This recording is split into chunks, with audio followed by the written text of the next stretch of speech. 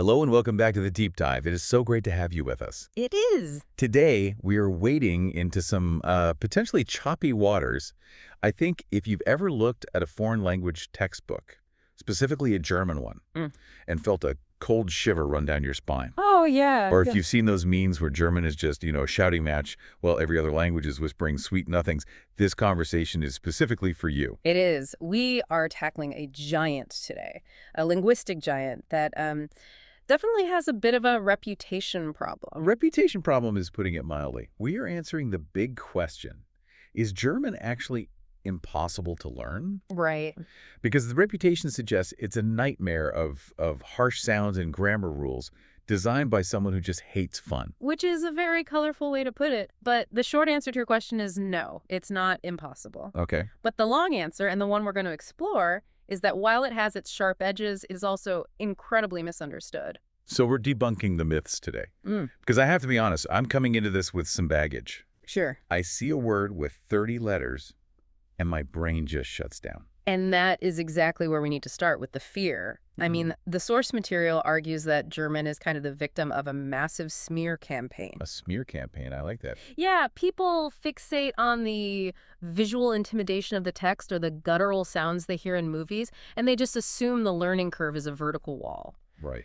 But our mission today is to look at the actual data, the linguistic reality, and not just the caricature. Okay, let's look at the data then. Well, because it's not just a feeling that German is hard, right? There has to be some metric for this. There is, yeah. We can look at the Foreign Service Institute or the FSI. Okay. These are the people who train U.S. diplomats. They need their people to be fluent and fast, so they don't mess around with feelings. They track hours. They track the hours and they rank them. Right. They rank languages into tiers based on how long it takes a native English speaker to reach proficiency.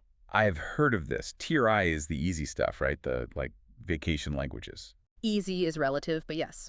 Tier I includes Spanish, French, Italian, the Romance languages. They require about 600 class hours. And then the other end of the spectrum is... It's Tier V. That's Arabic, Chinese, Japanese, Korean. Those can take up to 2,200 hours. Whoa.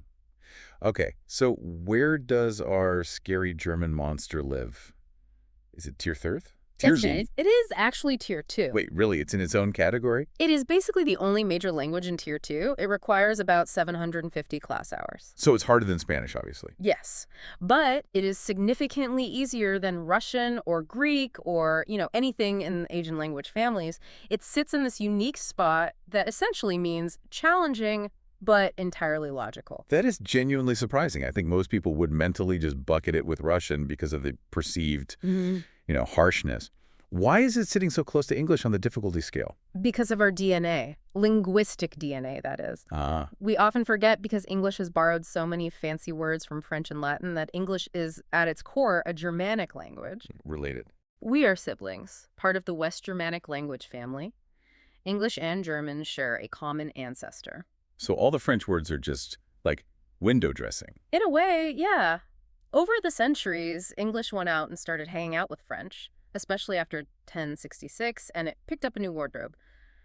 But the bones, the skeleton of the language, still German. So we share the same structure underneath the hood. We do. And this leads to the first major point in our source material that usually blows people's minds. Cognates. Cognates. Words that look and sound the same in both languages, right? Exactly. Words that share a common ancestry. When you start learning German, unlike, say, Japanese, you are not starting from zero. You are walking in with this massive vocabulary advantage you don't even realize you have. Okay, give us some examples, because when I hear German spoken, it doesn't immediately sound like English to me. It's often disguised by the accent. But look at the words. The German word for house. House. Spelled H-A-U-S. Yep, a total freebie. The word for water is Wasser. I can hear that. It's close. The word for finger is, it's finger. Spelled the same. Spelled exactly the same. Winter is winter. Arm is arm. Name is name. Okay, that is convenient. So if I walk into a room in Berlin and say, my name is Winter, they might actually get half of that sentence. They would understand almost all of it. And this isn't just a handful of words. It's thousands of basic core vocabulary terms. Wow. However, I have to add a layer of nuance here because we are doing a deep dive. Of course. You have to be careful of false friends. False friends. Cognates that lie to you. For example, you might see the German word gift and think, ooh, a present. That sounds fine. It actually means poison. Oh, that is significantly less nice. Or the word bald in German means soon, not hairless. So while the genetic connection gives you a huge head start, you can't just blindly guess everything. Right. But the point stands. You are learning a variation of a system you already know, not an entirely new one. Okay, so we're cousins. I'll accept that. But cousins can still be annoying. And the thing that annoys me and scares me about this cousin are the words that look like they were typed by a cat walking across a keyboard. Ah, yes. The compound words. I'm looking at the example from the source material right now, and it's just, my eyes are watering. The beef labeling law. That is the famous one. Rindfleischetikettierungsüberwachungsaufgaben Übertragungsgesetz. See, that is not a word. That is a sentence that forgot to hit the space bar. How is a learner supposed to deal with that? It's 63 letters long. It is intimidating visually, I get it. But the expert advice here is to change how you look at it. You are absolutely right. It is a sentence without spaces. Okay. German just has a different grammatical rule. In English, we use spaces. We write beef labeling monitoring law. 4 separate words. German just glues them all together. But doesn't that make it harder to read? I mean, you have to find where one word ends and the next one begins. Initially, yes. But think of it like Lego blocks. That massive word isn't a new vocabulary term you have to memorize. It's just Rindfleisch, which is beef, plus Etikettierung, labeling, plus Überwachung, monitoring, and so on. So it's just a puzzle. It's a construction kit. The source suggests a mental space strategy. When you see a long word, your job is just to mentally insert the hyphens. And honestly, this adds to the logic argument. It's incredibly precise. So. You don't need a bunch of little prepositions like of the or for the cluttering up the sentence. The word itself explains the relationship between the parts. I guess I can see the efficiency in that. It still feels like my brain would panic a bit in the moment. And that's natural, but the panic comes from trying to read it as one sound. Once you spot the Lego seams, the panic starts to subside. Okay, I'm willing to downgrade the long words from impossible to just annoying. But now we have to talk about the real boss battle.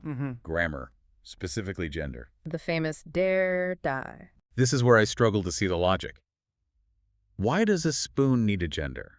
Why is a table masculine? The source mentions this as, like, the #1 reason people quit.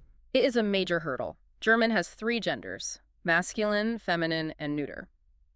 And for an English speaker, this feels purely arbitrary. And honestly, sometimes it is. Right. Like, isn't the word for girl Mädchen technically neuter? It is. It's das Mädchen. How does that make any sense? A girl is definitely not gender neutral. This is where understanding the rules helps. It's not about biology, it's about grammar. The suffix chen is a diminutive. It makes things small and cute. Okay. In German, any word ending in chen automatically becomes neuter. It doesn't matter if it's a girl, a boy, or a tank. If you put chen on the end, it's neuter. So the rule just overrides the reality. Correct. And that is actually the secret to German. It's not chaotic, it's just rigid. Once you learn a rule, like the chen rule, it applies 100% of the time. English is full of exceptions. German is full of rules. So it's a heavy lift at the start, but then it's reliable. Exactly. There's comfort in that consistency. Okay. But then you have cases. The source mentions the nominative, accusative, dative, and genitive. I don't even know what an accusative is in English. Most English speakers don't, because we stopped really using cases distinctively hundreds of years ago. But the concept is pretty simple. The case tells you what role a word is playing in the sentence. So like subject-object. Exactly. Is it the subject doing the action? That's nominative. Is it the object receiving the action? That's accusative. But why do we need to change the word the, dare to den, just because it's receiving an action? It seems like extra paperwork. It feels like paperwork, but it buys you something amazing. Flexibility. Because the word itself carries a tag telling you what it's doing. You can put the words in almost any order, and the sentence still means the same thing. Really? Yeah. In English, if I say the dog bit the man, that's very different from the man bit the dog. Very different, yeah. The order determines the meaning. In German, because of those case markers, you can mix up the order for emphasis, and everyone still knows who did the biting. So the complexity gives you freedom. That's a beautiful way to put it. It's a trade-off. Precision for freedom. All right, I'm starting to see the logic argument. But let's pivot to something that I think scares people even more than the grammar. The sound. The pronunciation. The angry German myth. Yes. The idea that you have to, I don't know, dislocate your jaw to speak it. But the source material claims pronunciation is actually one of German's strengths. It is, and this is where English should actually be the one apologizing. English pronunciation is a nightmare of inconsistency. How so? Well, think about the letter combination, O-U-G-H. Okay. In English, that can be O, cough. There is no rule. You just have to memorize every single word. That's true. I never thought about how maddening that would be for learners. It's chaotic. German is phonetic. That means you say exactly what you see. An A is always an A. An E is always an E. If you learn the alphabet sounds, which takes maybe an afternoon, you can pronounce almost any word in the dictionary correctly. Even if you've never seen it before. Even if you've never seen it before. Even the beef labeling word. Even the beef labeling word, you just go letter by letter. There are no hidden traps. So while the sounds might be new to your mouth, like the rolled R or the louts, the system is perfectly consistent. That actually makes me feel a lot better. I can deal with new sounds if I know they aren't going to change on me. Right? Exactly. The harshness usually comes from people overemphasizing the consonants. Spoken naturally, German has a rhythm that is really quite similar to English. Okay, so we've established that it's logically structured, we're linguistically related, and the pronunciation is actually reliable. But let's get real about the effort. You mentioned 750 class hours. That is not a small number. It's not. If you studied for an hour every single day, that's still over 2 years to reach professional fluency. That's a serious commitment. That is not a weekend project. No, it's not. But compare it to Chinese at 2,200 hours, which would take you 6 years at that pace. 750 hours is a manageable mountain. Right. And remember, you don't need 750 hours to order a coffee or make a friend. That number is for, like, professional diplomacy levels. That's a fair distinction. So if I decide to invest those hours, how should I spend them? Because the source is pretty clear that the old school way staring at tables of verb conjugations is dead. Please, burn the conjugation tables. That is the quickest way to quit. The source emphasizes contextual learning. What does that mean in practice? It means learning the glue of the language. Instead of memorizing a list of isolated words, you learn phrases. You listen to German music. You watch shows like Dark on Netflix. Yeah. You let your brain do what it does best. Pattern matching. So you're trying to replicate how a baby learns. A baby doesn't study the accusative case, they just hear sentences over and over. Precisely. The grammar rules we discuss, the cases, the genders, they're useful maps. But you shouldn't stare at the map while you're driving. You need to get on the road. Right. The source mentions using modern apps and tools because they force you to use the language in context immediately, rather than just theorizing about it. And I imagine this helps with the mental space trick, too. If you hear the rhythm of the language, you naturally start to hear where the words break. Yes, your brain starts to predict the patterns. You stop translating dog to hunt in your head and just see a dog and think hunt. That's the goal. One thing we haven't touched on is just the sheer number of people doing this. Yeah. Is German actually useful? It's incredibly useful. It's the most widely spoken native language in the European Union. There are about 135 million speakers worldwide. But here is the stat that I love. Go on. Over 60 million of them are second language speakers. That's almost half. Right. That is 60 million people who didn't grow up with it, who face the same beef labeling fears you have, and who conquered it. It's proof that it is a learnable skill, not some kind of genetic gift. That's actually really encouraging. It's not an exclusive club. It's a club that requires dues, those 750 hours, but they let anyone in who pays them. So if we're reframing our mindset here, it sounds like we need to move from German is hard to German is front-loaded. That is the perfect term for it. German is front-loaded. Right. In Spanish, the beginning is easy, and then the advanced grammar gets tricky. In German, the first month is the hardest. You have to learn the genders, the cases, the pronunciation. It feels like a wall. It does. But once you climb that initial wall, the path flattens out beautifully because the logic just takes over. So don't quit in month one. Do not quit in month one. That is the filter. And I like the idea of connection over perfection. I think as adults, we're just terrified of sounding stupid. We don't want to use the wrong article for tail. But ask yourself, if a non-native English speaker came up to you and said, "Please, where is the station of train?" would you mock them? No, of course not. I'd point them to the train station. Exactly. You'd understand. German speakers are the same. If you use die instead of der, they will still understand you. The goal is communication. Perfection can wait. That takes the pressure off. You can mess up and still succeed. You must mess up to succeed. So let's bring this all together. We looked at the FSI data, the family tree, the Lego block words, the logical grammar. If you had to summarize the vibe of learning German, what is it? I would say German is the language of the engineer. It is not always pretty in the flowery sense, and it requires you to read the manual first.